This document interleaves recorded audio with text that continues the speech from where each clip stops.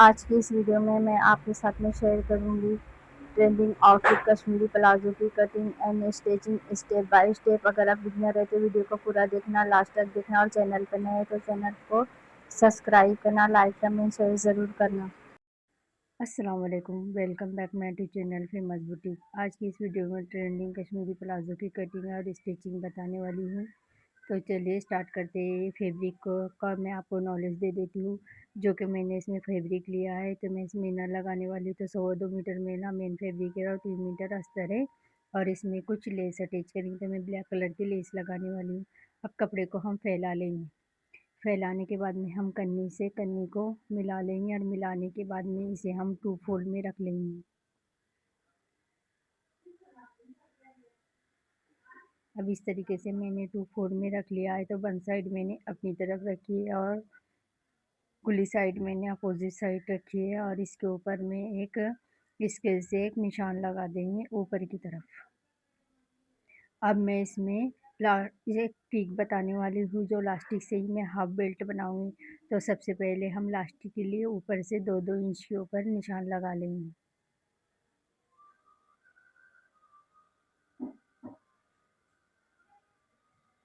अब 2-2 इंच के जो हमने निशान लगा लिए है, उसके ऊपर हम स्केल से सीधी लाइन लगा लेंगे। अभी मैंने सीधी लाइन लगा ली है। अब जो कि मेरी लेंथ है 38 इंच, तो 38 इंच के ऊपर भी मैंने एक निशान लगा लिया है।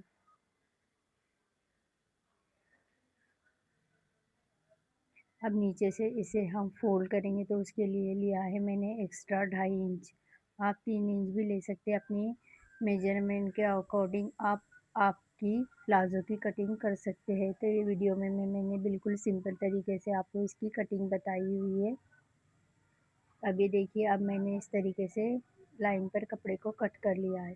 अब इसी फैब्रिक के ऊपर मैं आपको कटिंग करना बताऊंगी। तो जहाँ से मैंने लास्टिक के लिए छोड़ा था, वहाँ से मैंने 19 इंच के ऊपर एक मार्क लगा देना है, और यहाँ से एक सीधी लाइन इस तरीके से ड्रॉ कर लेनी है। अब ये सीधी लाइन मैंने लगा ली है। अब इसका अर्ज है 22 इंच डबल में। अब इसको हम इस तरीके से हाफ करेंगे। हाफ करने के बाद में हमारा आया निकल के 10.5 इंच। तो जहाँ से हमने लास्टिक के लिए माप लगाया था, वहाँ से भी हम इस तरीके से 10.5 इंच के ऊपर एक निशान लगा देंगे। नीचे से भी हम इसी तरीके से 10.5 इंच के ऊपर एक निशान लगाते हुए बीचों बीच स्केल की पट्टी से एक निशान बना लेंगे, जो कि सेंटर का बॉक्स प्लेट का होने वाला है। अब जो सेंटर का हमने मार्क लगाया था, उसके सेंटर से हमें 4.5 इंच इधर से और 4.5 इंच अपनी साइड ऊपर भी हम इसी तरीके से 4.5 इंच उस साइड और 4.5 इंच इस साइड अब स्केल रखेंगे और इसे एक बॉक्स बना लेंगे।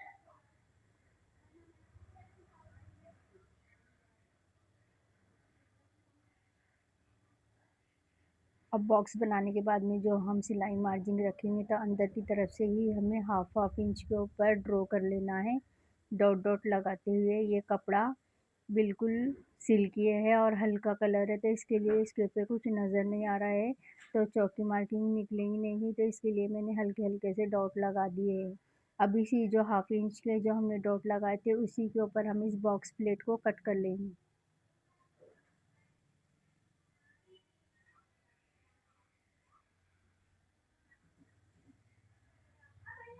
अब मैं इस वीडियो लंबी हो जाएंगी, तो मैं इसमें इनर की कटिंग नहीं बताऊंगी। तो मैं इनर कटने के बाद में इसके ऊपर इसे फेविग्लू से स्टिच करके रख लिया है। ये देखिए, इनर को भी कट करके इसके ऊपर मैंने सेट कर लिया है। अब जहाँ से मैंने हाफ इंच की मार्जिन छोड़ी थी, नीचे है ये हमारा बॉक्स प्लेट वाला हिस्सा है। अब जहाँ से हमने हाफ इंच की मार्किंग छोड़ी थी, वहाँ से ही हमें बॉक्स प्लेट्स तक के हाफ इंच के ऊपर अच्छे से सिलाई लगा लेना है।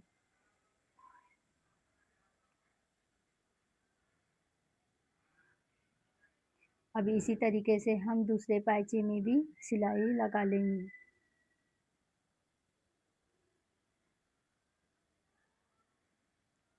अभी देखिए, मैंने दोनों पाइचों को इस तरीके से सिलाई लगा ली है। अब मैंने एक पाइचों को उल्टा करते हुए, जहाँ से हमारी बॉक्स प्लेट बनी है, वहाँ से हम इस तरीके से पिन अप कर लेंगे और इसके ऊपर हम आयरन कर लेंगे।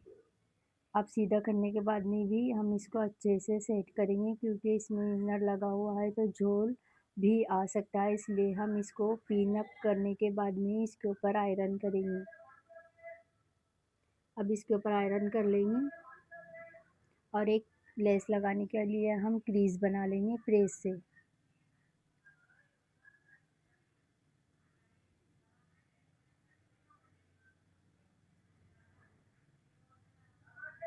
अब क्रीज के लिए मैंने दोनों भी साइड से पिन लगा लिए हैं। अब मैं इसको सीधा करूँगी और सीधा करने के बाद फिर से इसको स्ट्रेट आयरन लगा देंगे। अब ये देखिए बॉक्स प्लेट बन गई है और आयरन की मदद से मैंने इसमें क्रीज बना ली है। अब जो भी इसमें लेस लगी है इसके हिसाब से मैं लेस को कट कर लूँगी और कट करने के बाद में जहाँ से हमने बॉक्स प्लेट में लेस को लगाना है तो मैं ऊपर की तरफ 1 इंच छोड़ते हुए लेस को अंदर इंसर्ट करूँगी और क्रीज के ऊपर प्रॉपर इनर को पकड़ते हुए हमें इस लेस को अच्छे से स्टिच लगा देना है।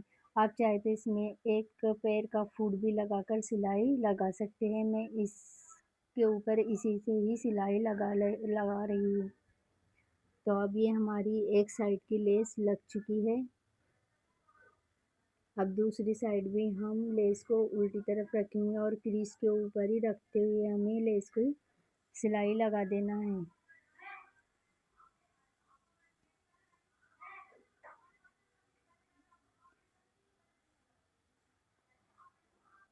अब लेस को मैंने अच्छे से स्टिच कर लिया है। धागों को कट करने के बाद में हमने जो 1 इंच लेस को छोड़ा था अब उसे हम अंदर की तरफ इंसर्ट करेंगे और प्लाजो के पार्ट को उल्टा करेंगे और यहाँ से बॉक्स प्लेट बनाते हुए यहाँ पर लेस को अंदर इंसर्ट करते हुए यहाँ पर एक बॉक्स प्लेट बनाते हुए इसके ऊपर स्टिच कर लेंगे स्ट्रेट। ये देखिए इस तरीके से इसका कुछ लुक आएगा और यह बॉक्स प्लेट हमारी इस तरीके से बन जाएंगी। इसी तरीके से हम दूसरे पार्ट को भी तैयार कर लेंगे। तो ये देखिए मैंने दोनों पार्ट को इस तरीके से रेडी कर लिया है। अब मैंने बैक वाले पल्ले की कटिंग करना है तो इनर और मेन फैब्रिक दोनों को मैंने एक साथ बिछा लिया है। बिछाने के बाद में जो मैंने फ्रंट तैयार किए थे दोनों को मैंने सबसे पहले एक फ्रंट को सीधा रखना है और दूसरे को उसके ऊपर हमें उल्टा रखना है।